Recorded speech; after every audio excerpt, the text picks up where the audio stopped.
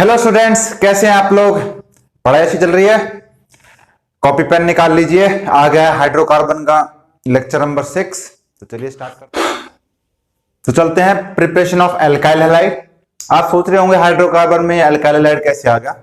देखिए, एग्जाम में जब क्वेश्चन आता है ना, तो आपके दिमाग में ये नहीं होता कि यार ये इस चैप्टर का है या इस चैप्टर का है। वो खाली कंसेप्ट मांगता है ना। तो मैं कोशिश कर रहा हूं कि सब कुछ जोड़ के पढ़ाऊं ताकि मेमोराइज किया जा सके, है ना। अब जैसे यहाँ पे एल्काइल हैलाइड बता दिया, SN2 ऑर्गेनिक जियोसिम बता दी, तो अब हेलो एल्किन का कुछ बचता ही नहीं है ना। तो कोशिश करते हैं करने की अच्छे से। ये लास्ट लेक्चर में थोड़ा रह गया था, इसलिए दोबारा लिखा है कि from carboxylate with silver ion जो बनेगा उससे हम प्रिपेयर कर सकते हैं एल्काइल हैलाइड, है ना। इसका एक नाम भी बताया था, बोरोडिन होन्सडीकर, है ना, होन्सडीकर रिएक्शन। तो यहाँ पे आयन है, ये आयन यहाँ पे टूटेगा तो यहाँ पे किस में जाएगा, ये फ्री रेडिकल मैकेनिज्म में जाएगा। इसकी मैकेनिज्म करने की अपने को कोई आवश्यकता नहीं है, जरूरी नहीं है सारा गोबर भरना दिमाग में, है ना। फिर यहाँ पे Br2 से रिएक्ट करेगा in the presence of carbon tetra chloride, और यहाँ पे क्या बन जाएगा, ये एल्काइल हैलाइड। क्लियर। AgBr निकलता है, CO2 निकलता है, बाय प्रोडक्ट अपना इतना मायने नहीं रखता। अपने को खाली ये ध्यान रखना है कि एल्काइल हैलाइड प्रिपरेशन के लिए बोरोडिन होन्सडीकर रिएक्शन यूज की जाती है, जिसमें कि सिल्वर कार्बोक्सिलेट जो आयन है वो यूज किया जाता है। क्लियर। थोड़ी तबीयत ठीक नहीं है आज। यील्ड ऑफ प्रोडक्ट यहाँ पे क्या होती है, गुड यील्ड में मिलता है ये अपने को, ठीक है, अच्छी उपज में मिलता है, तो हम इससे प्रिपेयर कर सकते हैं। एसिडिटी या बोले रिएक्टिविटी सबसे ज्यादा किसकी होगी, प्राइमरी एसिड की, then secondary, then tertiary acid की, है ना। ये बात कर रहा है इनके बारे में, है ना, इनके बारे में, जहां से जो आर जुड़ा हुआ है, इससे कितने आर जुड़े हुए हैं, किस टाइप से। तो प्राइमरी एसिड की सबसे ज्यादा, फिर सेकेंडरी की, फिर टर्सरी की। ड्यू टू, क्यों कि मान लो एक आर जुड़ा हुआ है तो खाली एक प्लस आई इफेक्ट शो हो रहा है। अगर दो आर जुड़े होंगे तो दो प्लस आई इफेक्ट शो होंगे, और तीन में, अंडरस्टूड है, तीन होंगे। तो क्या कहना चाह रहा हूं मैंने कहीं ना कहीं एक बात लिखवाई हुई है कि electron releasing group decrease the acidity and reactivity as well as, reactivity भी और एसिडिटी मतलब दोनों सिनोनिम्स ही हैं लगभग। तो इलेक्ट्रॉन रिलीजिंग ग्रुप कैसे करते हैं कि वो इंडक्टिव इफेक्ट शो करते हैं, प्लस आई इंडक्टिव इफेक्ट यानी कि डोनेट करने को तैयार है, तो उनको जो है स्टेबिलिटी मिल जाएगी, तो वो रिएक्टिविटी उसकी कम हो जाएगी, एसिडिटी उसकी कम हो जाएगी। ये चीज क्लियर हो गई। ये हर जगह एप्लीकेबल है, यहाँ की बात नहीं, हर जगह एप्लीकेबल है, ठीक। जैसे यहाँ पे देख लो, ये प्राइमरी है तो ये सबसे ज्यादा रिएक्टिव होगा।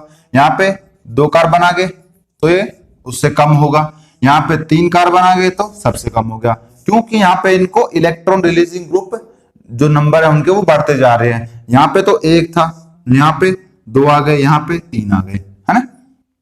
समझ पा रहे हो बात को।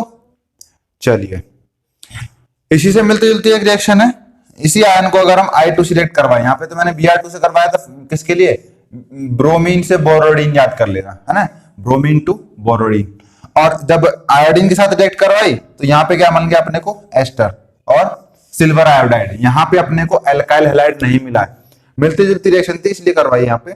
इसका नाम क्या है, बिरबोरिन सिमोनिनी रिएक्शन, बिरबोरिन सिमोनिनी, अरे कुछ भी बोल दो यार, ये रिएक्शन का नाम है ना। क्या है, यहाँ पे आयोडीन से रिएक्ट कर रही है और एस्टर बना रही है, not alkyl halide. Clear. Next reaction है Swarts reaction and Finkelstein reaction. याद होंगे आपको, यहां हमने पढ़ी थी हैलाइड एक्सचेंज रिएक्शन में। देखो, जो नए व्यूअर्स हैं उनको मैं बता दूं कि आप मेरे लेक्चर जीओसी से लेकर एक एक करके फॉलो करते आ रहे हैं, तभी पढ़ने का कोई फायदा है, वरना कोई खास फायदा है नहीं, ठीक। तो हैलाइड एक्सचेंज में पढ़ा था हमने, स्वार्ट्ज रिएक्शन किसके लिए थी, फ्लोरीन के लिए, जहां पे हमने हैवी मॉलिक्यूल यूज किया था, जैसे कि मरकरी, सिल्वर, गोल्ड, है ना, लेड, इस तरह के यूज किए थे। फिंकलस्टीन किसके लिए थी, आयोडीन के लिए। तो ये हम पढ़ चुके हैं। प्रॉपर्टीज में क्या है, nucleophilic substitution reaction. Nucleophilic substitution reaction में हम SN1 SN2 पढ़ चुके हैं। SN2 और SN1 बहुत अच्छे से पढ़ाई है भैया, थोड़ा सा याद दिलवा दूं। इसमें इसमें क्या होता है, एक तो जो ऑर्डर होता है वो प्राइमरी सेकेंडरी टर्शरी, यहाँ पे टर्शरी सेकेंडरी प्राइमरी। इधर SN2 में क्या होता है, यहाँ पे जो इंटरमीडिएट नो इंटरमीडिएट, यहां पे इंटरमीडिएट बनता है। ये सिंगल स्टेप रिएक्शन होती है, ये 2 स्टेप या फिर मल्टी स्टेप भी हो सकती है। मल्टी स्टेप क्यों सकती है, क्योंकि यहां पे रीअरेंजमेंट नहीं है और यहां पे है, तो रीअरेंजमेंट 1 स्टेप में हो 2 स्टेप में हो वो भी हो सकती है। रीअरेंजमेंट कितनी तरह की होती है, याद हो तो 1-2 hydride ion shift, 1-2 methyl ion shift, 1-2 phenyl ion shift, ring expansion और रिंग कॉन्ट्रैक्शन। बहुत अच्छे से सब बता के आ चुका हूं, तो प्लीज जाके देखिए। तो देख चुके हैं बहुत अच्छी बात है, फिर आगे चलते हैं। एलिमिनेशन रिएक्शन पूरा अच्छे से E1 मैकेनिज्म, E2 मैकेनिज्म और E1 से भी एलिमिनेशन वाया कंजुगेट बेस बहुत अच्छे से एक्सप्लेन करके आ चुका हूं भैया मैं, ठीक है। नेक्स्ट चलते हैं, रिएक्शन विद मेटल। ये नहीं बताया कहीं पर अभी तक। रिएक्शन विद मेटल कैसे होगा कि ये है एल्काइल हैलाइड और ये मैग्नीशियम मेटल है ना, मैग्नीशियम आता है ग्रुप सेकंड में, और जिनको हम बोलते हैं एल्केलाइन अर्थ मेटल। देखिए यहाँ पे आप S ब्लॉक भी कंप्लीट होता जा रहा साथ साथ, है ना। तो ये क्या बन गया, यहाँ पे RMGX, याद है किसका फॉर्मूला है, ग्रिगनार्ड रिएजेंट। ओहो, हमें पता लगा ग्रिगनार्ड रिएजेंट कैसे बनाना है। कुछ नहीं, एक अल्काइल हैलाइड लो, उसको मेटल से रिएक्ट करवा दो, बन गया।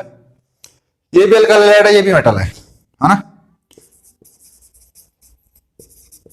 यहां पे कुछ इस तरह का कंपाउंड बन रहा है, क्या बोलते हैं इसको, tetra ethyl lead. Tetra ethyl lead, simple है ना, TeL। इसको एंटी नॉकिंग एजेंट भी बोलते हैं। इसकी स्टेबिलिटी पे कई बार पूछ लेते हैं लेड की, कहां बताऊं। ये तो आपने पढ़ी रखा है, मिटा देता हूं इसको तो, है।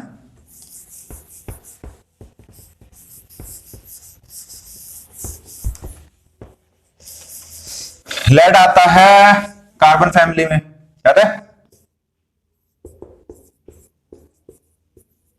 देयर इज लेड, है ना। कौन सी है ये, ग्रुप 14 है मेरे ख्याल से, है ना। Carbon silicon germanium tin lead. तो पी ब्लॉक के एलिमेंट्स में या S ब्लॉक के एलिमेंट्स में एक इनर्ट पेयर इफेक्ट देखा जाता है, याद है, नहीं पढ़ा तो समझ लो। क्या होता है इनर्ट पेयर इफेक्ट में, कि जैसे जैसे हम डाउन द ग्रुप जाते जाते हैं ना, जैसे कि लास्ट के ये 2 वाले एलिमेंट, इनमें जो अब इसकी जो कॉन्फ़िगरेशन होगी वो क्या होगी, NH2 और NP2, है ना, ये होगी। भाई पी ब्लॉक की जो जनरल कॉन्फ़िगरेशन होती है वो क्या होती है, NH2 NP126, यही होती है। यानी कि ग्रुप 13 से 18 तक होते हैं, तो 13 क्या होगी, NH2 तो सब में कॉमन है, इसकी क्या होगी NP1, 14 की NP2, 15 की NP3, 16 की NP4, 17 की NP5 और 18 की NP6। तो इस ग्रुप की क्या है, NP2 और NH2। तो कहना क्या चाहता है कि जैसे जैसे हम डाउन द ग्रुप आएंगे, तो जो S ब्लॉक वाले जो इलेक्ट्रॉन है ना, ये बॉन्डिंग में पार्टिसिपेट नहीं करेंगे। ये बात कहना चाह रहा है इनर्ट पेयर इफेक्ट, कि जैसे जैसे नीचे आते जाएंगे वहां पे साइज इतना बड़ा हो जाएगा कि जो लास्ट वाले इलेक्ट्रॉन है खाली P वाले, यानी कि वही जाएंगे बॉन्डिंग में, भीतर वाले नहीं जाएंगे। यानी कि इसकी ग्रुप कोऑर्डिनेट स्टेट क्या है, कार्बन की जैसे हमें पता है +4 होती है ना, इसकी +4 हो सकती है मैक्सिमम। तो +4 हो सकती है, तो नीचे जाते जाते कितनी हो जाएगी, N-2। N कितनी है, 4, तो -2 यहाँ पे कितनी, +2 ज्यादा स्टेबल होगी in the case of tin and lead. ठीक, अब यहां पे देखा जाए तो यहां पे तो +4 है, तो ये लेस स्टेबल है। एक कंपाउंड ये दे दिया, एक कंपाउंड एक और दे देंगे ऐसे PbCl2 इस तरह से, या PbCH3 को जोड़ के दे देंगे, है ना। एक में ऑक्सीडेशन स्टेट +2 होगी और एक में +4 होगी। पूछ लेंगे which are more stable.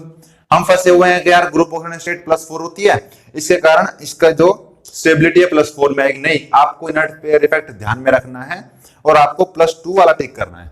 Clear? हमारी बात। आगे चलते हैं एराइल हैलाइड की तरफ। एराइल हैलाइड में क्या है कि ये तो बेंजीन रिंग तो है, इसके ऊपर जुड़ा हुआ है हैलाइड। अब इसकी रिएक्टिविटी है ना, जैसे कि रिएक्टिविटी मतलब ये जाके किसी से रिएक्ट कर ले, यानी कि ये वाला बॉन्ड टूट जाए, ये थोड़ा सा पॉसिबिलिटीज की कम हो जाती हैं। क्यों? क्योंकि ये sp2 हाइब्रिडाइजेशन में आ जाता है ड्यू टू रेजोनेंस। कैसा? पार्शियल डबल बॉन्ड करेक्टर आ जाएगा ना भाई, एक बार ऑर्थो पे, एक बार मेटा पे तो नहीं आएगा, खैर पैरा पे, फिर ऑर्थो पे, है ना। तो ये चलता रहेगा, तो यहाँ पे डबल बॉन्ड करेक्टर आएगा जिससे कि लेस रिएक्टिव होगा, है ना। अब इसकी कुछ प्रिपरेशन देख लेते हैं। इलेक्ट्रोफिलिक सब्स्टिट्यूशन रिएक्शन, ये शायद नहीं करवाई है। तो बेंजीन उठाओ, उसमें Cl2 FeCl3 या AlCl3 यूज कर लो, उसका एक्ट करवा दो, यहां से एक हाइड्रोजन लेके HCl निकाल दो और एराइल हैलाइड फॉर्मेशन हो जाएगी। क्लियर? डॉस प्रोसेस भैया बहुत अच्छे से करवा चुका हूं, जरूरत नहीं है दोबारा करवाने की।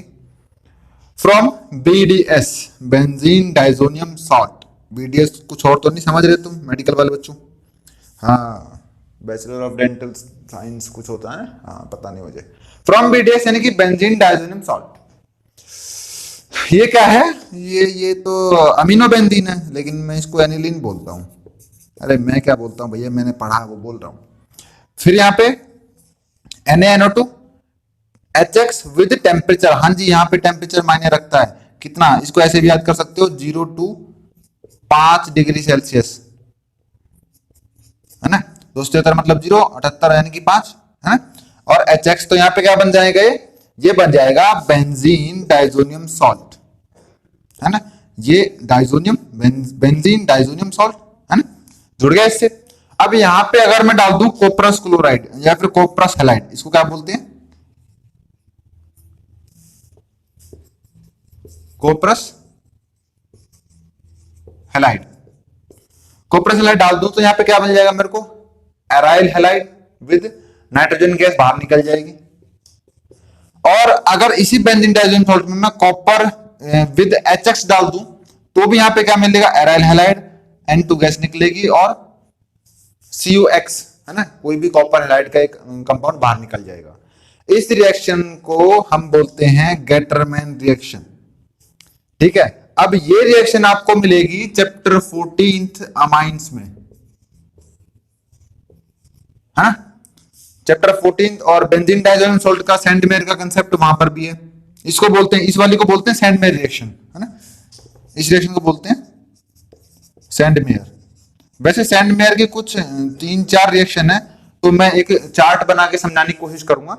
फिलहाल देख लीजिए सैंडमेयर, ये गेटरमैन रिएक्शन।